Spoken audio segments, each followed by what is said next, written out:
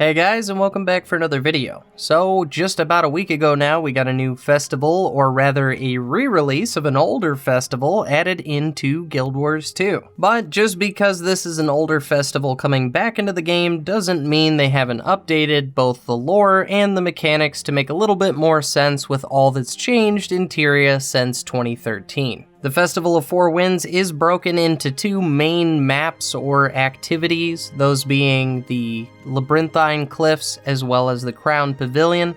But for today's video, we're just going to focus on the Labyrinthine Cliffs portion of this, but keep an eye out for a video on the latter. To get started enjoying the festival though, you're first going to actually have to gain access to either the Labyrinthine Cliffs or the Crown Pavilion. As of this update, you're going to find giant hot air balloons in all of the racial starting cities, as well as Lion's Arch. If you head over to the Claw Island Portage Waypoint, you'll see that there's a new ship docked there, and you can use that as a means to get there as well. Just talk to the NPC standing next to either the balloon or the ship, and choose Labyrinthine Falls. Once you've actually loaded in, you can start to explore, and honestly, that's the vast majority of what you'll be doing on this map. Now, back when this event was originally introduced to Guild Wars, there weren't mounts or gliding, and so they had to find a way to spice up just moving through the game, and they did this through the aspects. Now, the aspects are these little glowing orb things that when you pick up will actually change your abilities to a new kind of mobility skill. Your 1 ability, if you get a blue crystal, will give you a super jump. Your 2 ability with an orange crystal is going to give you a rush forward. Your 3rd ability, or the purple crystal, is going to give you sort of a launch that you can do where you'll have to target a radial on the ground, and when you click, you'll sort of teleport to that location. And before mounts, you could see this was very exciting. There were ledges that you couldn't jump to with, say, your Springer mount, so you'd have to use that 1 ability. The 2 ability is going to allow you to rush through some of the waterfalls that for whatever reason obstruct you, but if you have, say, the Griffin mount, you can just sort of glide around those particular obstructions. And of course, with that 3rd ability just being the freedom to teleport to a ledge, mounts pretty much have that covered as well.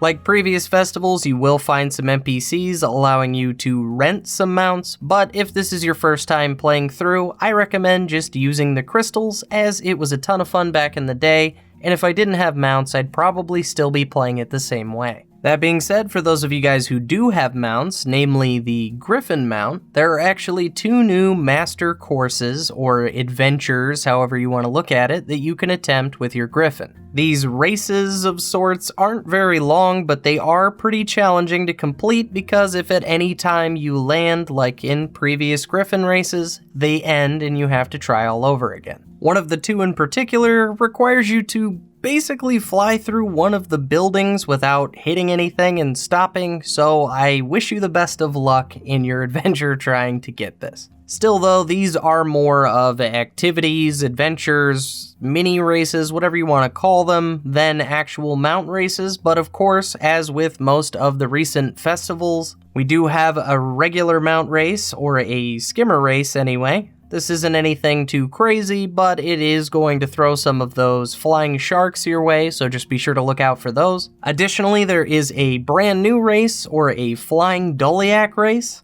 And of course, there isn't a Flying Doliac mount, at least not yet. Maybe this is foreshadowing, right? But there is not a Flying Doliac mount in the game currently, so you're going to be transformed into one, and you'll be using those aspect crystals that I mentioned earlier to navigate the race. So if you go ahead and use mounts and don't learn how any of those crystals actually work, you're probably going to be at a disadvantage, and I would recommend at least exploring how those abilities work before trying this race. Now, both of these races are on around a 2-hour timer, so I'll be leaving a link to the wiki page in the description that's going to tell you when you should be there, so you're not just waiting around for these events to start. Speaking of, the Labyrinthine Falls does have a meta event of sorts, this too being on that same timer, so be sure to reference that link if you need to know when this is happening.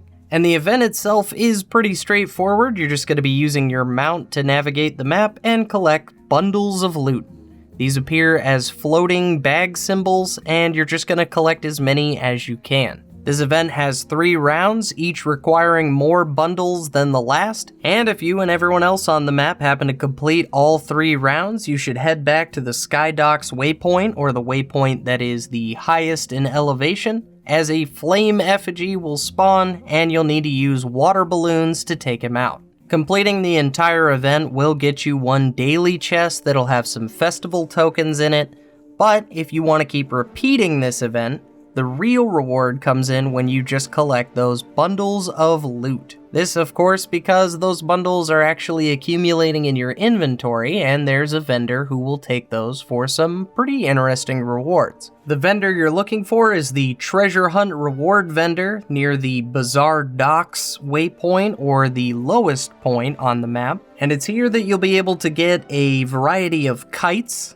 That's correct, you've heard me correctly, kites. These are sort of fun cosmetic items that you can have follow around behind your character. You can pick up some large bags of booty, which are just going to get you some random crafting materials, and we'll talk about why that might be worth here in just a second. And finally, for this vendor, you're going to be able to pick up the best mini they've ever made, Mini Beach Gordon, or a Choya that is very scantily clad and a welcome addition to anybody's mini collection. As for why crafting materials aren't so bad of a reward, well, if you look at the bottom of the docks, you're going to see a lot of Zephyrite traders, and each one of these is going to trade a particular crafting material for some Zephyrite supply boxes. Now, I can tell you that I've opened several of these, and by several of these, I mean over 500 boxes, and I pretty much only get other crafting materials in return. Rather than going through absolutely everything that can come out of these boxes, just know that there are some cool skins as well as infusions that will sell for a pretty penny or make your character look all that much more interesting. So if you're not much for crafting and you have a lot of materials laying around, I would definitely convert these here during this festival, because you have a shot at converting basically free materials into something that could be much more valuable. Just be sure you're not getting rid of any materials that you may need in the future.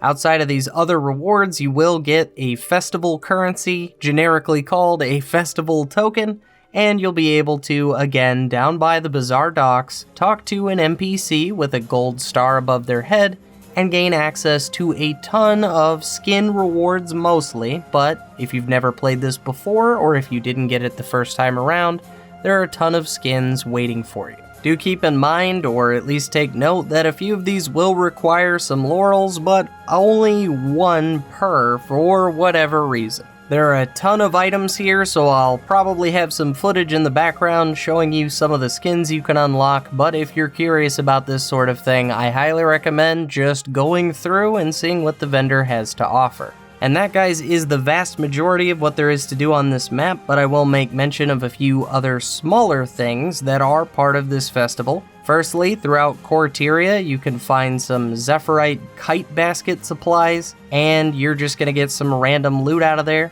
A lot of what you'll get are quartz crystals and some celestial recipes, but if you've already got that kind of stuff, maybe don't waste your time on this part as much. Additionally, if you do need quartz crystals, there are several nodes located around the Labyrinthine Cliffs, and you should probably try to stock up on those now while they're nice and convenient to get. And lastly, for this video at least, I'd like to talk about 2 activities that you can take part in that don't necessarily reward very well, but are pretty fun to try and complete. Next to the Skydocks waypoint, you'll see a couple of crossed flags, and each one of these corresponds to one of 2 activities. Firstly, we have Sanctum Sprint, which allows you to race, not on your mount, but rather with your character using those aspect abilities I talked about in the earlier part of this video.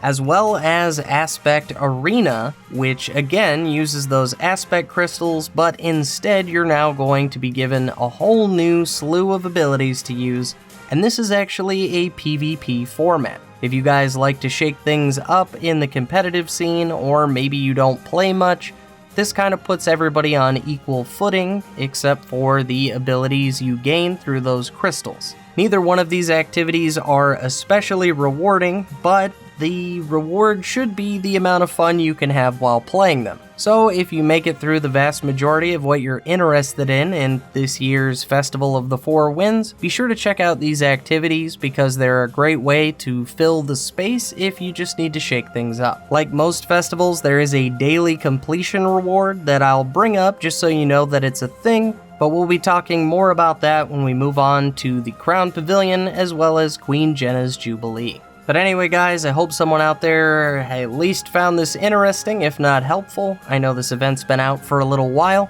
but as always guys, thank you so much for watching, and I'll see you in the next one.